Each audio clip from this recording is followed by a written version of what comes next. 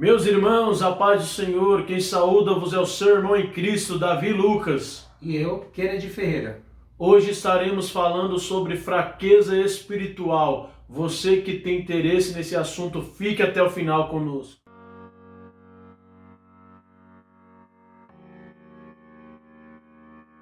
Pessoal, a fraqueza espiritual é algo que certamente alcança a todos. Se você ainda não passou, tem certeza que um dia, infelizmente, você vai passar. E todos nós passamos e experimentamos este mal. Mas por que isso acontece? Porque a fraqueza espiritual, ela atinge as pessoas, né?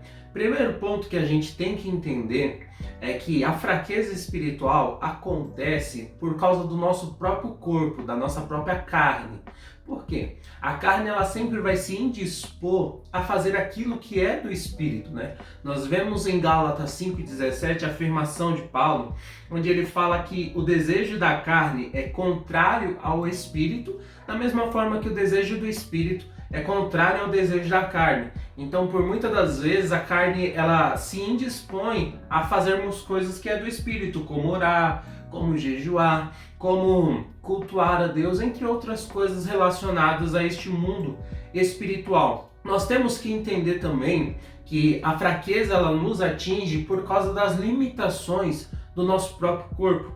É bom lembrar, Jesus ele afirma em Mateus 26:41 que a gente não pode cair em tentação, tem que vigiar e orar, porque ainda que o espírito esteja pronto, a carne ela é fraca. Então a carne ela sempre vai ser essa porta de acesso para a fraqueza espiritual, né? Ela sempre vai ser essa ponte, né, que vai nos levar a este estágio de fraqueza. E outra coisa que nós afirmamos aqui é aquilo que Paulo vai escrever em Romanos 7, no verso de número 18. Que ele começa a trabalhar sobre esta questão, sobre as vontades do corpo, as vontades da carne, contra as vontades do espírito. E ele afirma: sei que nada de bom habita em mim, isto é, na minha carne ou em minha carne, porque tenho o desejo de fazer o que é bom, mas não consigo realizá-lo. Então sempre vai haver esta guerra, Davi, em nós, né? Da nossa carne contra o nosso espírito. Então, por que a fraqueza espiritual ela vem? Porque a carne ela se indispõe a fazer aquilo que é do espírito. Não é algo que é gerado do espírito, mas a carne é como se fosse uma barreira que nos impede de progredir espiritualmente. E aqui eu coloquei alguns sinais para nós entendermos como eu destaco, como eu consigo identificar uma fraqueza espiritual. E aqui eu coloquei alguns pontos como desinteresse na palavra de Deus. A pessoa ela já não tem aquele interesse, ela não tem aquela fome, né, pela palavra de Deus, ela já não quer mais se debruçar. Ela pode até ler um versículo ou outro, mas ela não mergulha em profundidade nas escrituras. Ela tem uma falta de interesse na oração. Ela pode até orar, mas as orações dela agora são mais curtas, são mais desligadas. É aquela oração que a gente faz, mas a nossa mente está em outro lugar, né? Tem outro ponto que é não se interessar mais pelas coisas do Senhor. Então são coisas gradativas, né? Ela não consegue mais ler a Bíblia, ela não consegue mais orar. Consequentemente, ela não vai ter mais interesse nas coisas que são de Deus, no serviço de prestar aquele serviço a Deus, né? Porque nós temos que entender que nós fomos chamados para prestar esse serviço para a glorificação de Deus. Então a gente começa a perder o interesse por causa da fraqueza. Isso também pode levar ao abandono da sua igreja, da sua congregação, da sua comunidade de fé. Isso também acarreta um ponto muito agravante que eu coloquei aqui, que é a falta de sensibilidade espiritual. Quando a gente não está mais alimentando o nosso espírito com aquilo que é do espírito, com aquilo que o espírito se alimenta, que é a oração, que é a intimidade com Deus, o espírito ele começa a perder sensibilidade de algumas coisas, dentre as quais eu destaco a própria presença do Espírito Santo. Sim. Quando eu deixo de orar, quando eu deixo de ter a intensidade na palavra de Deus, o meu espírito ele perde acesso com aquilo que é do Espírito Santo. Sim. Então eu vou perdendo essa força, eu vou perdendo esse vigor e essa sensibilidade do Espírito Santo, de ouvir, de senti-lo, entre outras coisas. E último, ponto que eu coloquei aqui é que ele não vive mais em vigilância. Antes, ele se entrega à fraqueza. E nesse sentido que eu quis colocar, é aquela pessoa que se entrega facilmente ao pecado. Então, quando nós estamos fracos espiritualmente, eu até fiz essa análise em um vídeo, que eu vou colocar o link na descrição, é que quando a pessoa ela alcança esse estágio de fraqueza, ela está muito mais suscetível ao pecado, né? Ela está muito mais fraca, ela está muito mais frágil, isso, vulnerável. É como se fosse um muro. E quando o muro ele tem um defeito na estrutura, muito mais fácil ele pode ser derrubado. Da mesma forma, é quando eu e você adentra neste estágio de fraqueza espiritual. Sim. Então nós entendemos que isso precisa ser combatido. E aqui o Davi, ele até fala os pontos, né, sobre isso, de como combater. Isso tudo que você falou entra no processo de um declínio. Todas essas abordagens, alguém pode perguntar, mas tá bom, isso tudo mostra que eu tô fraco, mostra que a frieza, a fraqueza espiritual dominou a minha vida. Então tá acabado? Aí, como dizia o Chapolin, calma, calma, não criemos pânicos. Existe coisas que temos que fazer para mudar essa situação. No meu ver, a primeira coisa é você lembrar que um dia você esteve de pé. É você lembrar que um dia você teve comunhão. Só fica fraco quem um dia esteve forte. Exato. Se você nunca teve forte, não tem como você ficar fraco. Então a primeira coisa que nós temos que fazer, como diz em Apocalipse, capítulo 2, versículo 5, nós temos que se lembrar da onde nós caímos. Ou seja, quando a queda ela vem deixando vestígios, ela vem deixando sinais. A fraqueza, Kennedy, ela não pega nós de uma vez por todas, de jeito nenhum, ela vai dando sinais, igual você falou, vai perdendo a vontade. Você lia 10 capítulos da Bíblia, agora você lê meio, não lê nenhum, então vai deixando esses sinais. Então o que nós temos que fazer? Se lembrar de onde nós caímos, se arrepender e se levantar e voltar a praticar as primeiras obras. Eu quero falar para você que está vendo aí do outro lado, não adianta só você se lembrar. Você tem que cair em cima, você tem que se arrepender e voltar a praticar as primeiras obras, a primeira caridade, o primeiro amor. Então nós temos que entender isso. Nós temos que saber que em meio às nossas fraquezas, se o nosso coração for entregue a Deus, se a nossa vontade de mudar for melhor e maior do que a nossa vontade de continuar o mesmo, Deus ele tem uma palavra para nós. Na segunda carta de Paulo aos Coríntios, capítulo 12, versículo 9, ele vai dizer o quê? Que o poder de Deus, Paulo vai dizer, o poder de Deus se aperfeiçoa na minha fraqueza. E Paulo ele tem uma passagem que ele diz, depois você coloca na descrição aí, que ele diz assim, o bem que eu quero fazer eu não consigo fazer. Nós temos que entender o que, irmãos? Que o bem, muitas das vezes que nós queremos fazer, nós não conseguimos por causa daquilo que o Kennedy falou, a nossa natureza carnal. Mas se o nosso desejo de mudar for maior, Deus ele tem o poder, e o poder dele se aperfeiçoa na nossa fraqueza. Nós temos também, queridos, que ter domínio. Nós temos que ter o domínio, e só vamos ter esse domínio, Kennedy, quando nós entrar em Apocalipse 2:5, quando nós se levantarmos e se arrependermos. Aí isso vai gerar em nós o quê? O que diz lá em Gálatas 5, 22 e 23, o fruto do Espírito. Aí você vai ter todas aquelas qualidades do Espírito em nossa vida. Exemplo, amor, gozo, paz, longanimidade, benignidade, bondade, fé, mansidão, temperança e domínio próprio. E contra essas coisas não existe lei. Nós temos que entender o seguinte, eu vou errar, você vai errar, o Kennedy, todos vamos errar uma hora ou outra. E tem pessoas, Kennedy, que erra tentando fazer o bem. Você já viu essas pessoas? Já. Não, eu vou fazer isso que talvez vai ajudar aquela pessoa, mas acaba errando. Quando o arrependimento bate na nossa porta e nós abrimos a porta, se levantamos, isso gera em nós o fruto do Espírito. E é esse fruto que vai fazer toda a diferença. É esse fruto que vai nos dar força, vigor, vai nos dar fortaleza para prosseguirmos. Então, irmãos, nós temos que entender o seguinte: nós temos que ter todos esses exemplos, certo, Kennedy? Todos esses exemplos. Mas nós não podemos esquecer de uma coisa: sem a memória, como disse Lamentações, nós devemos trazer à memória aquilo que nos trará a esperança. Realmente, é interessante ver esse aspecto, né? A carne, o nosso corpo, ela tem uma vontade. Sim. E o nosso espírito também tem. Mas aí se encaixa aquilo que Paulo falou. Eu me inclino às coisas do espírito. Sim. Né? Para nós vencermos, combatermos essa fraqueza espiritual, nós temos que chegar nesse ponto de querer fazer as coisas do Espírito. Então é esse ponto, quando a gente traz a lembrança do que a gente era em Cristo Jesus, Sim. Quando nós nos entregamos à graça de Deus, e a graça de Deus nos aperfeiçoa, nos fortalece.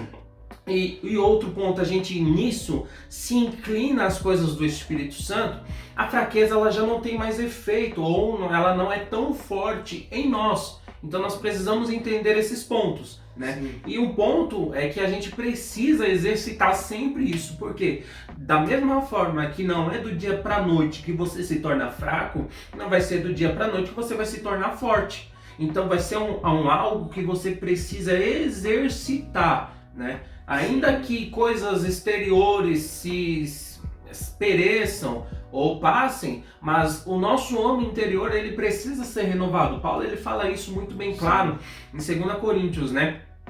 Embora o exterior, né, ele se desgasta, Sim. o homem interior ele se renova. Então a gente precisa fazer esse exercício. O melhor exemplo foi Abraão, tanto que Paulo em Romanos 4:19 vai falar sobre isso, que apesar dele estar com o corpo desgastado, porque às vezes isso é uma desculpa para as pessoas adentrarem no campo da fraqueza. Sim. Não, mas eu já tô velho, eu já tô cansado. Verdade. Meu, isso não é desculpa. Quando eu olho para o exemplo de Abraão, e quando eu leio Romanos 4:19, vai dizer que ainda que o próprio corpo dele estava amortecido, ele não se enfraquecia na fé. Sim. Então, Abraão, ainda que estava velho, cansado, ele exercitava a sua fé para não adentrar no campo da fraqueza. Então, nós precisamos entender isso. Nós temos que nos fortalecer em fé todos os dias. É algo que precisa ser exercitado. Nós nos inclinamos às vontades do Espírito, nós aceitamos a graça de Deus que nos fortalece e nós sempre trazemos a memória do que nós éramos em Cristo Jesus. Verdade. E outro ponto interessante, nós temos que crucificar a nossa carne. Por quê, irmãos? Porque a partir do momento que o homem peca no Éden, a nossa carne, isso aqui, ele tem mais facilidade com as coisas terrenas do que com as coisas espirituais. Porque se a carne nossa, Kenny, tivesse mais facilidade com as coisas espirituais, Deus não precisaria enviar o seu Filho para fazer a obra de resgate, para fazer a obra de resgate para as nossas vidas. Porque nós mesmos poderíamos, eu errei, mas eu já vou fazer com a minha própria vontade. Mas não é assim, gente. Nós temos um amigo. Quem é esse amigo nosso? O Espírito Santo, que a Bíblia diz assim, ele nos ajuda na nossa fraqueza. Então nós temos um amigo, nós temos que crucificar a nossa carne. Isso você vai encontrar em Gálatas 5:24, você vai encontrar em 1 Carta dos Coríntios 9:27, e lendo a Bíblia, que você tem que ter essa prática, ler a Bíblia, e lendo a Bíblia você vai encontrar em várias outras passagens que temos que se crucificar, temos que, como Paulo diz em Romanos, Kennedy, por amor a ti, ó Deus, eu me entrego à morte todos os dias. Por quê? Como diz o Tales, todo dia o pecado vem e me chama. Todo dia a prostituição vem, chama. Todo dia a sua fraqueza. Eu estou falando esses exemplos, mas é a sua fraqueza, querido. Porque nós temos que entender que o fraco de um, às vezes não é o fraco do outro. Exatamente. E o que me chama a atenção é uma frase que eu li, que a pior covardia é você testar a sua força na fraqueza dos outros. Ou seja, o erro de um é uma coisa, o meu é outra, mas só porque eu não erro o que aquele irmão errou, eu vou usar a minha força contra ele. Isso é a pior covardia. Então, gente, nós aprendemos um negócio que a gente precisa exercitar para nós não cairmos neste campo da fraqueza espiritual. Sim. E aqui eu citei o exemplo de Abraão, que ele se fortalecia na fé, né? Ele exercitava a sua fé. E como é que eu exercito a minha fé? Aí vem Paulo nos explicando que a fé vem pelo ouvir, e ouvir a palavra de Deus. Então, vê como as coisas são amplamente atreladas, né? Eu preciso da palavra de Deus, porque pela palavra eu tenho fé. A fé, ela é suficiente para trazer o prazer a Deus. E quando eu trago prazer a Deus, veja muito bem o que veio agora na minha mente. Quando eu trago prazer a Deus, ele me fortalece. Sim. Como assim? Neemias, ele vai relatar que Esdras ele está lendo o livro da lei diante de todo mundo, e todo o povo começa a chorar, a se lamentar, porque reconhece, primeiro lembrança. Sim. O povo reconhece, e Esdras ele toma a palavra e fala: gente, não chora, porque hoje é dia de alegria, e lembre-se que a alegria do Senhor é a nossa força. Quando eu dou prazer para Deus, eu tenho a minha vida fortalecida, a minha fé fortalecida. Então, volta aquela questão, como nós damos prazer a Deus quando eu e você nos inclinamos às vontades do Espírito. Paulo ele até fala sobre isso, eu até marquei aqui, porque Paulo ele vai falar exatamente sobre isso em Romanos 8:8. Quem é dominado pela carne não pode agradar a Deus. Verdade. Como nós agradamos a Deus, gente? Quando nós nos inclinamos a fazer aquilo que é do Espírito. Verdade. Então a primeira coisa que você tem que entender é isso. Traz a lembrança. Aceita essa graça trabalhando em você. Deixa a graça de Deus fluir em você. Busque se inclinar às coisas do Espírito Santo para trazer alegria a Deus, porque quando nós chegamos neste estágio de alegria, de dar prazer a Deus, Ele nos fortalece. E aqui, como último ponto desse vídeo, eu coloquei aqui alguns pontos para a gente manter. Porque aquilo, não adianta vencer se a gente não cuida, né? É igual o caso de uma pessoa que não tem dinheiro, aí ela conquista muito dinheiro, amém, legal, conquistou, a vida dela mudou. Mas se ela não souber administrar, Perde tudo. Acabou, como diz os nossos amigos, acabou glória. Volta ao estágio principal. Sim. Então não é só vencer, você precisa manter. E o maior ponto aqui que eu coloco, um dos maiores pontos, eu coloquei 3 pontos aqui, gente.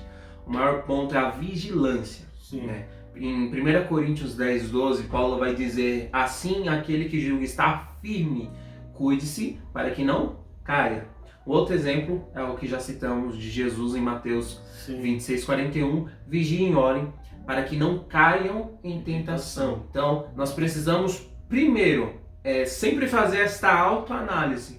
Como é que eu estou hoje? Será que hoje eu estou mais fraco que ontem?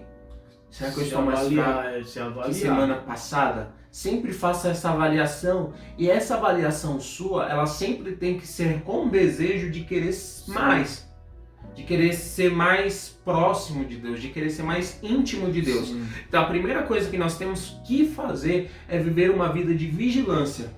Será que eu estou mantendo o mesmo ritmo na leitura bíblica? Verdade. Será que eu estou tendo o mesmo vigor, a mesma intensidade em oração? Sempre faço essa análise, eu sempre faço essa análise comigo mesmo.